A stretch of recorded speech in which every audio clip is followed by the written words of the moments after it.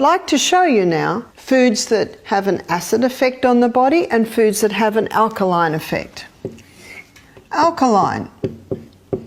The most alkaline forming food you can put into your body is the lemon. And you might say, no, the lemon is acid. It is. And it's acid where it should be. There's only one part of our body that should be acid, and that is stomach. It must be acid, because only in an acid environment can those little protein bonds all be broken up. If someone says, I have a very acid stomach, my question is, how do you know?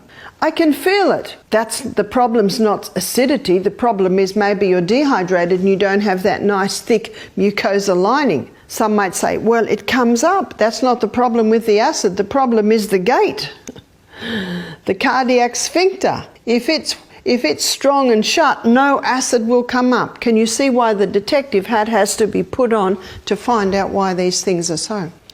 No, lemon is acid where it should be, in the stomach. Every salad dressing we serve at our health retreat contains lemon. It's a digestive aid. But when the lemon gets absorbed, well, it gets broken down first to glucose and fructose, then gets absorbed into the blood, taken straight to the liver, the project manager, and the project manager, the liver, he converts the fructose to glucose. Then the glucose is in the blood and sent to the cell, where it goes through the 20-step pathway, then into the little powerhouse, often called the furnace, because the glucose from the lemon with oxygen is being burnt here to give us energy. All matter on planet Earth, when it is burnt, leaves an ash. And the food that we eat is no exception. So lemon is acid where it should be, in our stomach, but when it is burnt at the cellular level, it leaves an alkaline ash. What determines the difference? It is the mineral composition of the plant. So these foods here are high in the alkaline minerals, which is calcium, magnesium, sodium, potassium, and iron. They are the 5 main alkaline minerals. And these foods that I'm going to write up here are high in the alkaline minerals.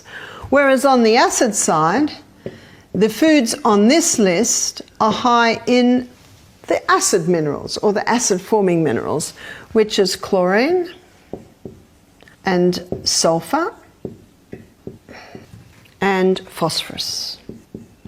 Can you see when foods are grown in superphosphate soil, even foods that are commonly or usually alkaline can start to go to the acid side because of the high phosphorus?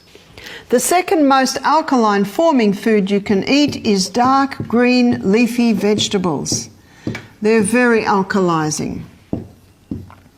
This also explains why on day 1 at Misty Mountain Health Retreat, when our guests are on their first day of juicing, we serve green barley 3 times.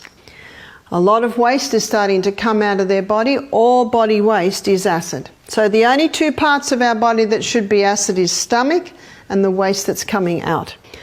This explains why green smoothies are becoming popular, why wheatgrass, spirulina, green barleys or barley greens, also kale. We didn't even know what kale was 20 years ago. Even 10 years ago, it's become a very popular green.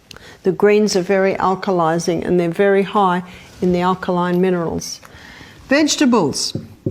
Vegetables are also alkalizing, but there is an exception in the vegetables, and that is the nightshade group of vegetables. For some people these have an acid effect, for some people they have an alkaline effect. So we put a question mark there, because for some they are acid, but for some they have an alkaline effect. That's the tomato, the capsicum. These are the nightshade group of vegetables, eggplant, and what the Fijians call the white man's potato. This is not the sweet potato. This is what we often also call it is the Irish potato. The sweet potato is not a potato, it is a yam. These have a question mark because for some people they have an acid effect and for some people they have an alkaline effect. What determines the difference? It appears to be that if a person has an inflammatory condition in their body, this nightshade group of vegetable can increase that inflammation. So specifically, we're talking about, and what's affected the most is arthritis. I've seen many people conquer their arthritis by going off the nightshades, implementing the 8 laws of health. It's not forever, it's just for a period of time. One lady said to me, Barbara, all my swollen joints have gone back to normal. This lady's in her late 60s. She said, I have no more pain. How nice. We had a lady do our program. She was 43. She said, I have rheumatoid arthritis. She said, my joints were very inflamed. My doctor put me on some fairly heavy anti-inflammatories and cortisone drugs. She said, little by little by little, I eased off them, because she said, I found that if I had excuse me, early nights, lots of water, I was eating right, I wasn't having the stimulants, I found that I could conquer my arthritis. But she said every now and then I'd be travelling and I wouldn't be eating as well. She said then I would go back on my medication just for a little bit. And then when I conquered again, I could get off it. But she said, I don't tell my specialist because he won't see me unless I'm on my medication. So she said, I visit him and I smile and I nod and I get the next script. But she said, I never use it. Well, she said, hardly ever. After doing our program and hearing what I'm telling you now, she was so excited. She said, I believe that I will be able to manage my crises now without the medication, but what I have learned here. That's good news, isn't it? I love the story of this lady because it was a story of a lady who took control of her health. I feel sorry for doctors, naturopaths, nutritionists, because so many people come to them and they give over their health. That's why we should be the doctor. Your specialist, your doctor, your naturopath are your advisors. There are some excellent nutritionists, but not so good ones. There are some excellent plumbers, excellent builders, but some not so good. You can take that into every profession. That's why you have to search your way. And if someone gives you advice, especially in the professional area, and it doesn't work with you, you're the boss. You're the one that's living in this body. Many have found that when they stop the nightshade group of vegetables, their arthritis starts to go away. How nice. I never thought such a thing was possible when I was young. You see, my mother died when she was 51 from rheumatoid arthritis. I was only 25 at the time. But I now know it can be conquered, and it can be conquered naturally. It's not forever, it's just until it's conquered. One lady said, I can eat raw tomato and not cooked. Another lady said, well, I can eat the cooked and not the raw. One lady said, I can eat raw capsicum but not cooked. Another lady said, I can eat the cooked and not the raw. One said, I can eat the red and not the green. Another said, I can eat the green and not the red. I love these stories because they're stories of people doing this to their body.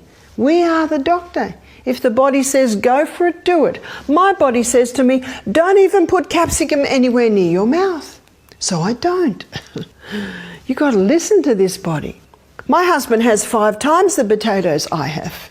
That's why you're the doctor here. One day I might be able to eat capsicum. What happens when I eat it?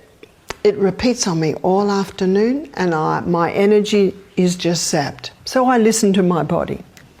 When you cook tomato with oil, and I think you'll agree with me, the nicest oil to cook tomatoes with is olive oil. When you put these two together, lycopene's released. You see, lycopene is from the vitamin A family, which is a fat-soluble vitamin.